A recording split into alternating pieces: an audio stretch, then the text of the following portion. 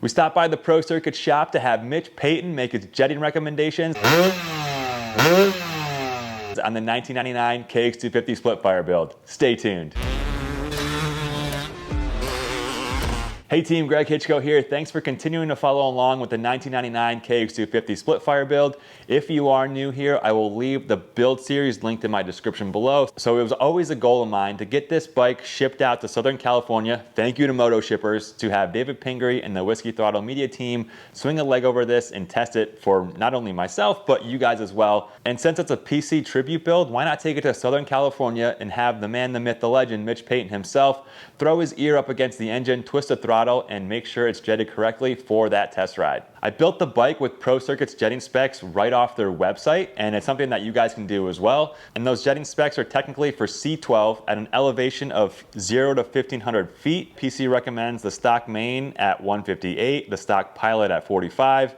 They changed the needle to an N3WK from an N3YK. Now the N3WK needle is said to be a half a clip position richer than the stock N3YK needle in these 99 KX250s. The clip position number 3, 1.25 turns out on the air screw, as well as a 58 power jet, bumping that up from the 55 power jet that comes stock. Now, I was originally going to run C12 in the fuel, but I decided to switch it up. If you guys had been following the build, I switched it up to run VP T4 instead. I was basically looking for an unleaded, ethanol-free, higher octane fuel to run in the bike because we only have 88 non-ethanol fuel here out of the pump, and that just wouldn't be sufficient enough to run in this bike. Now, I did call all the VP regional locations throughout the nation because you're probably thinking, dude, T4 is a 4-stroke fuel, and I get it. I had the same question as well, but after I talked to all the VP regional locations, they actually all recommended to run T4. T4 is actually very similar to their popular VPR fuel that is leaded, and it's also very similar to the makeup of their T2 fuel, which is a two-stroke specific fuel that's already mixed 40-1. T2 is actually 105 octane compared to T4's 97 octane, and then T2 is also leaded compared to T4 being unleaded. So when we pulled up the Pro Circuit, I was first met by Schnike, Justin Barcia's old mechanic. He now runs a lot of testing and R&D for Pro Circuit. He had me unload the bike. He asked me some fact-finding stuff like specs on the engine, what type of fuel I was running, and right away he was pretty thrown off by the fact that I was running T4 and not Pro Circuit's recommended C12 or MRX02. And that's basically because Pro Circuit mainly does their testing with C12 and MRX02, so they've got some real great baseline settings for those fuels. So taking a step back, I actually did not show up to Pro Circuit with their jetting specs from their website. Like I said earlier in the video, that's what I started with back home. During my first initial 10-minute test ride of just 0 to half throttle, I could tell instantly that the bike was running very lean down low because T4 is an oxygenated fuel where C12 is not. And when you have an oxygenated fuel, it does require a richer jetting setting. And I found that out really quickly. Even when I was just putting at a low idle, the bike almost didn't even want to run. And it would just like rev really high to the moon and then drop drastically, kind of like so I brought it back to the garage, threw a 50 pilot in there from a 45 because I was like, dang, I really need to bump this up. I went back, started the bike back up, and instantly I could tell that the bike was much happier with that 50 pilot. I then took it out for the second 20-minute test ride from 0 to 3/4 throttle, and down low, like I said, cleared up perfect. The bike was really happy with it. But in the mid now, I noticed a little bit of pinging, inconsistent acceleration. It was just revving a little bit higher than it should have been. So I went back to the garage and bumped that clip position from the 3rd to 4th position, and that did help richen it up. And I also bumped the main from the 158 stock to a 160. So anyway, flash forward back to Pro Circuit now, where I'm standing there with Schnike, kind of starting to sweat bullets a little bit about running the T4 fuel. So he said, let's start it up anyways so we can kind of get a baseline to see where we need to go. He then grabbed the throttle and twisted the crap out of it just to hear the bike and listen to it. It's honestly crazy how these guys do it.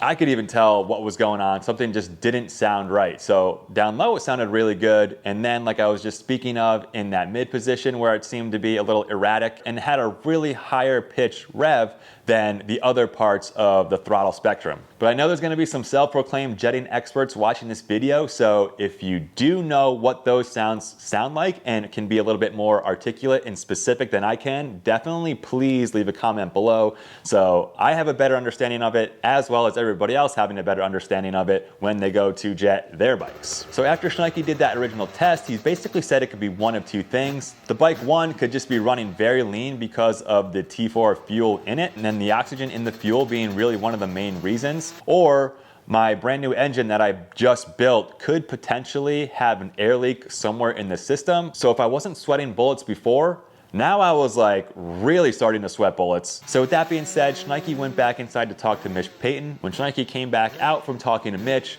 they both agreed that we should drain the bike of the T4 fuel. They had some C12 with Maxima Caster 927 in there as well. So basically what they were looking for is that if we drain that fuel, throw C12 back in there, it would give them a better idea of if the bike was actually running that lean to begin with, or if I actually had an air leak somewhere in my system. So at this point, I really have no other choice. I'm standing there sweating bullets. I'm like, yes, let's do this and let's figure it out. So my buddy Jake, one of the service techs there, came out, grabbed the bike. We wheeled it back into the Pro Circuit shop. Jake drained the T4, threw the C12 in there. We then got the bike rolled back outside. We got the bike started up, and instantly Schnike had a massive smile on his face. That wicked lean spot that we were hearing and feeling in that mid-range had completely cleaned up, and it basically confirmed for me and them that there wasn't an air leak in my brand new bike build. This is the point where Mitch actually came out to listen and test the bike out as well. After Mitch revved it to the moon with me standing there hoping the thing didn't blow up,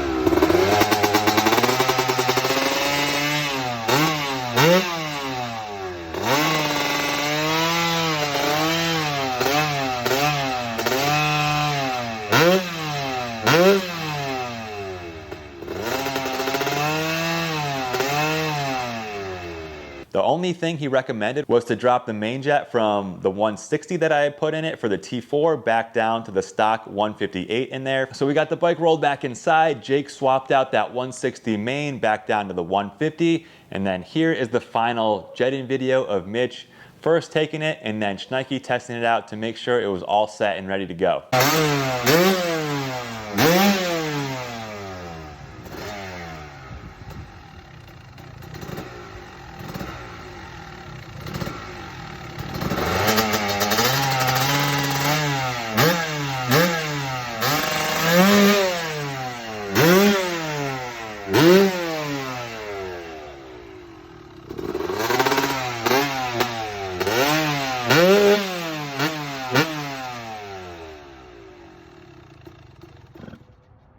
But originally when I got the Pro Circuit, Schnike did say that after we tested the bike with C12, that we could throw the T4 back in there. But I ultimately decided just to keep the C12 in there and run that for the Whiskey Throttle Media test. It's a different story when it's your bike and you go out there and test it, and if something happens to you while riding the bike, it's still bad, but it's not as bad as if someone else was riding your bike, especially at a professional level. So I just wanted to go into that test ride with the Whiskey Throttle Media team, making sure everything was 100% and that there was no question at all that we were going to have issues with the jetting. Now, could we have spent the time and tested the bike and jetted to T4? Of course we could.